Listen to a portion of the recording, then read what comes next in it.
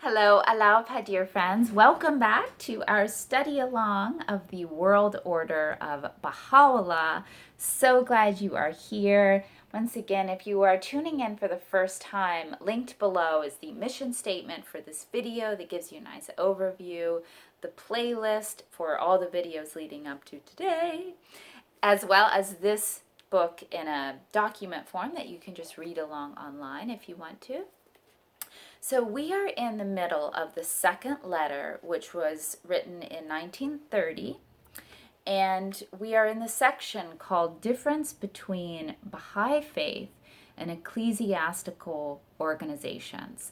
And Shoghi Effendi gave us this really fleshed out question that he is now answering and encouraging us to really take this answer to heart and internalize it so that we can use this answer when we are asked this question, which is essentially not only how is the Baha'i Faith different than other religious organizations, like how is it that, our institutions are just not different names for the institutions found in other faiths, but also how is it resilient from the deterioration of influence that we have seen happened in other faiths. And where I ended it last week, Shoghi Effendi says, well, for starters, not until the world order bears Baha'u'llah's name and is a full expression of the Aqdas, the laws in the Aqdas, and the articulation in Abdu'l-Baha's Will and Testament, is it the Baha'i world order. So that I thought was really interesting and a key point, that as much as other movements in the world may be influenced by the spirit of the faith, and however active Baha'is may be in those organizations or in their own efforts, like until the name of Baha'u'llah and his teachings have taken ascendancy and we're using his blueprint to build this world order, is it truly the Baha'i vision? That was my understanding. Read pages 18 and 19 if you want to read it for yourself and see if that's how you understand it, or just watch last week's video and listen to it. So, jumping into the paragraph that starts, for Baha'u'llah, comma. For Baha'u'llah, we should recognize, has not only imbued mankind with a new and regenerating spirit, he has not merely enunciated certain universal principles or propounded a particular philosophy, however potent, sound, and universal these may be. In addition to these, he, as well as Abdu'l-Baha after him, has, unlike the dispensations of the past, clearly and specifically laid down a set of laws, established definite institutions, and provided for the essentials of a divine economy. These are destined to be a pattern for future society, a supreme instrument for the establishment of the most great peace, and the one agency for the unification of the world and the proclamation of the reign of righteousness and justice upon the earth. Not only have they revealed all the directions required for the practical realization of these ideals which the prophets of God have visualized, and which from time immemorial have inflamed the imagination of seers and poets in every age, they have also in unequivocal and emphatic language appointed those twin institutions of the House of Justice and of the Guardianship as their chosen successors, destined to apply the principles, promulgate the laws, protect the institutions, adapt loyally and intelligently the faith to the requirements of progressive society, and consummate the incorruptible inheritance which the founders of the faith have bequeathed to the world. Oh man, you guys.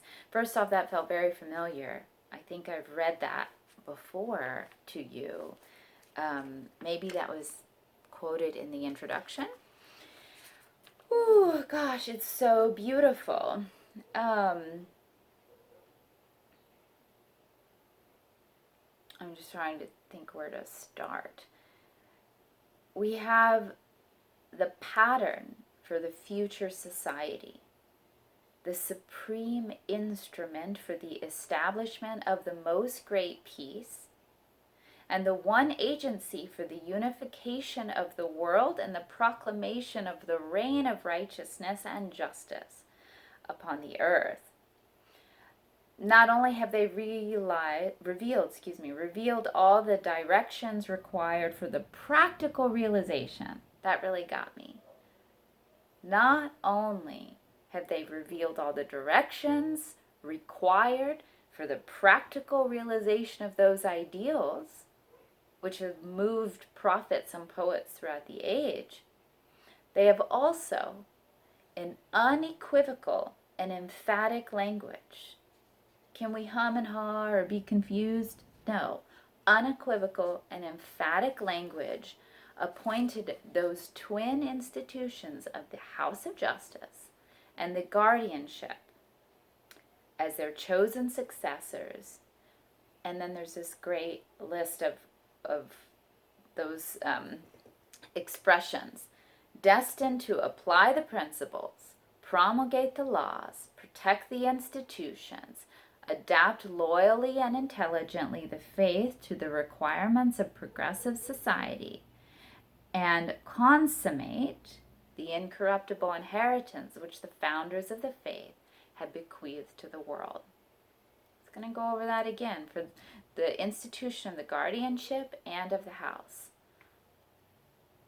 Apply the principles, promulgate the laws, protect the institutions, adapt loyally and intelligently to a progressive society, and finally consummate the incorruptible inheritance which the founders of the faith have bequeathed to the world. Should we look back upon the past, were we to search out the Gospel and the Quran, we will readily recognize that neither the Christian nor the Islamic dispensations can offer a parallel either to the system of divine economy so thoroughly established by Baha'u'llah, or to the safeguards which he has provided for its preservation and advancement. I'm so in love. Oh my goodness. So, former faiths don't offer a parallel in the system of divine economy which they offer, nor in the safeguards which Baha'u'llah placed to protect it. Therein, I am profoundly convinced, says Shoghi Effendi, lies the answer to those questions to which they have already referred. There's a Shoghi Effendi mic drop. None, I feel, will question the fact that the fundamental reason why the unity of the Church of Christ was irretrievably shattered and its influence was in the course of time undermined was that the edifice which the fathers of the church reared after the passing of the first apostle was an edifice that rested in no wise upon the explicit directions of Christ himself. The authority and features of their administration were wholly inferred and indirectly derived with more or less justification from certain vague and fragmentary references which they found scattered amongst his utterances as recorded in the gospel. Not one of the sacraments of the church, Not one of the rites and ceremonies which the Christian fathers have elaborately devised and ostentatiously observed, not one of the elements of the severe discipline they rigorously imposed upon the primitive Christians. None of these reposed on the direct authority of Christ or emanated from his specific utterances. Not one of these did Christ conceive, none did he specifically invest with sufficient authority to either interpret his word or to add to what he had not specifically enjoined. All right. For this reason, in later generations, voices were raised in protest against the self-appointed authority which arrogated to itself privileges and powers which did not emanate from the clear text of the gospel of Christ, and which constituted a grave departure from the spirit which that gospel did inculcate. They argued with force and justification that the canons promulgated by the councils of the church were not divinely appointed laws. I'm getting fasting tongue, sorry. But were merely human devices, which did not even rest upon the actual utterances of Jesus. Their contention centered around the fact that the vague and inconclusive words addressed by Christ to Peter, "Thou art Peter, and upon this rock I will build my church," could never justify the extreme measures, the elaborate ceremonials, the fettering creeds and dogmas with which his successors have gradually burdened and obscured his faith. Had it been possible for the church fathers, whose unwarranted authority was thus fiercely assailed from every side, to refute the denunciations heaped upon them by quoting specific utterances of Christ regarding the future administration of his church, or the nature of the authority of his successors, they would surely have been capable of quenching the flame of controversy and preserving the unity of Christendom. So interesting.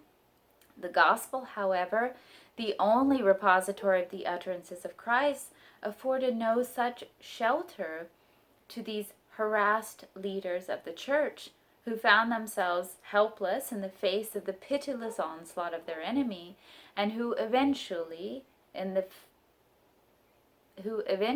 to submit to the forces of schism which invaded their ranks. Well, that totally makes sense. It's interesting how strongly, what bold language Shoghi Effendi uses about the institutions of the church, but then in a way he's kind of defending it. I mean, no doubt it would have been more powerful, and my gosh, it's been so powerful, but it would have been even more powerful if there hadn't been so many schisms.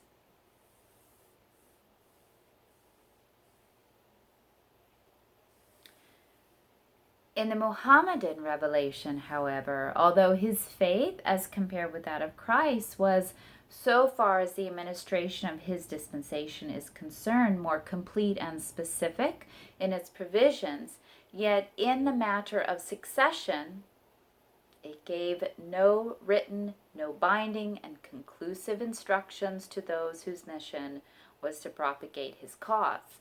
For the text of the Quran, the ordinances of which regarding prayer, marriage, fasting, divorce, inheritance, pilgrimage, and the like, have after the revolution of 1300 years remained intact and operative, gives no definite guidance regarding the law of succession, the source of all the dissensions, the controversies, and schisms which have dismembered and discredited Islam.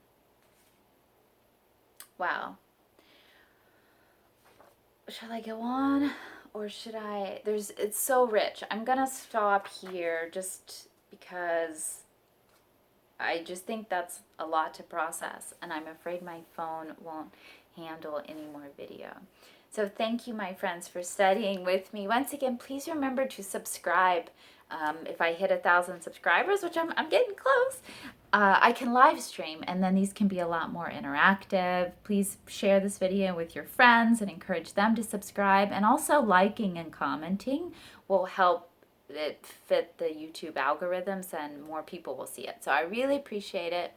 Thank you for taking this study with me, and I wish you the best for playing your part in making this world a better place. I'll catch you next time. Bye-bye.